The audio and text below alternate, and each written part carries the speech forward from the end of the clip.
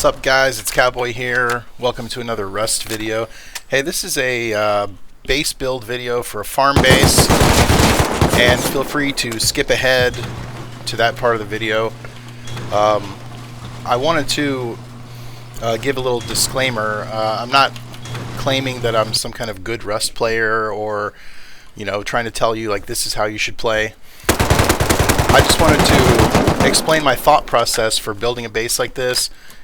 But the way that I like to play is I'll have a main base somewhere, and I'll have two support bases. So I'll have a base at the outpost, like a 2x1 that I can use to farm road sign and scrap and stuff like that. And then if you have a vending machine at your main base, you can send stuff back to yourself using the vending machine from the outpost.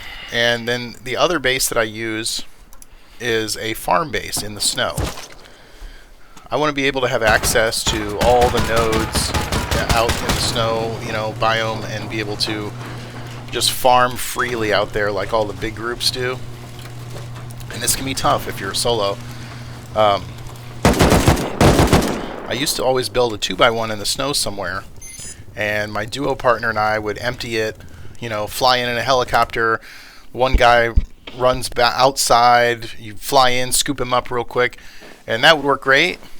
But if you're playing solo, then it can be dangerous to try to empty a 2x1 by yourself. You don't know, there's just no safety. If someone sees you fly in, you know, AK guy comes running out of nowhere, shoots you and kills you.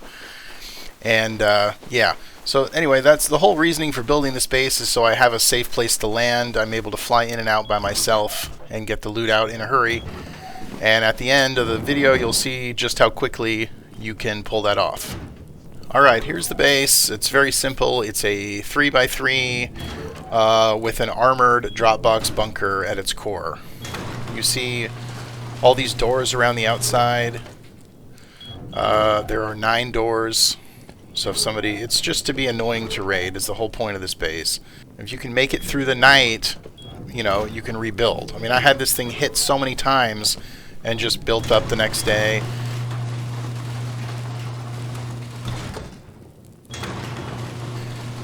I ended up putting the workbench up here because it got destroyed once, and that's annoying. On the roof, you just have solar panels. These gaps, I didn't do this right. I'll show you when I do the build section.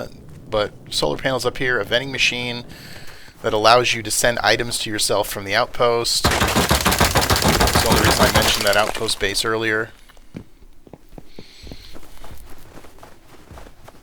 But yeah, basically, the way that you use this base is you don't leave anything here. You just run around, farm, and then you know, go back to your main base with a minicopter, fly out here, land, grab everything, leave.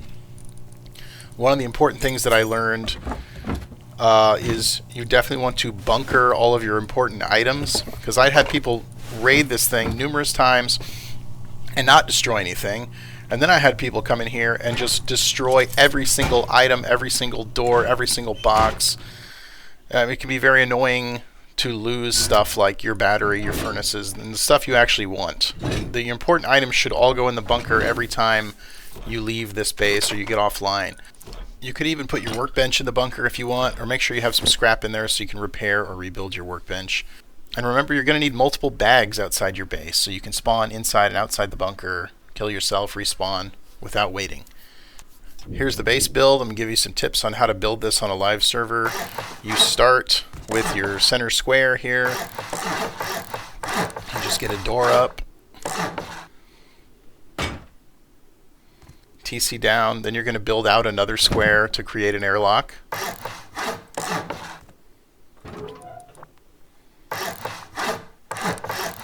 Now you can put a box in here, whatever you need to do. You have relative safety to finish the build. I came out here with all the important items that I needed. Batteries, workbench, solar panel, all that stuff, furnaces. The next phase is just to build around. There's the front door. And then fill in the walls and ceilings. And the front floor is complete. And then you can start farming at that point. If you bring a charged battery, you can start your furnaces going right away. That's something that I forgot to do, but would have made it easier on me. The next thing to remember is if you're going to honeycomb the outside of this base, you can make it a 31 rocket raid. If you're going to do that, you need to make sure you pancake the centermost square as well, so they can't top down it. It'll be 31 from the top if you put a pancake layer in this square. That's the only reason why I mentioned this. I didn't bother to honeycomb it, but you could if you wanted to make it even more annoying to raid. And then when you get to the roof, you can see in my base tour, I left a gap. If you place triangles on either side of your chute and then triangle roofs around it like this, it'll fill in the gap nicely. I did that wrong when I built initially. That's going to make it harder for people to ladder up. So if somebody's nearby, they're not just going to be able to ladder right up there and kill you. That's the only reason why I mentioned that. I was learning as I use this base.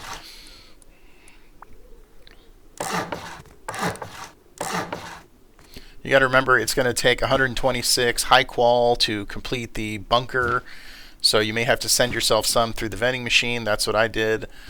And then to set the bunker up when you're ready, obviously you just fill in this wall, put your drop boxes, make sure you have bags in and out of there, obviously. And here's the upkeep. 1,700 metal, 23 high qual, less than 1,000 stone a day. It's really, really cheap. Now here's a demo of just how quickly you can get in and out of this thing. I wanted to build this whole base so I could fly in and out and get stuff, you know, as a solo. So here I am coming in. This is on a live server. Clock starts running as soon as I land there. I even had time to push the copter off of the roof.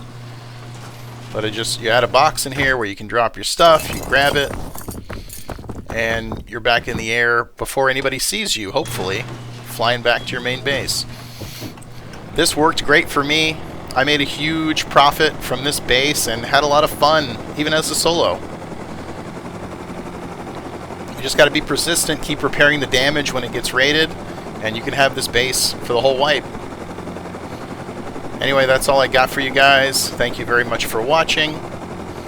Have a good one.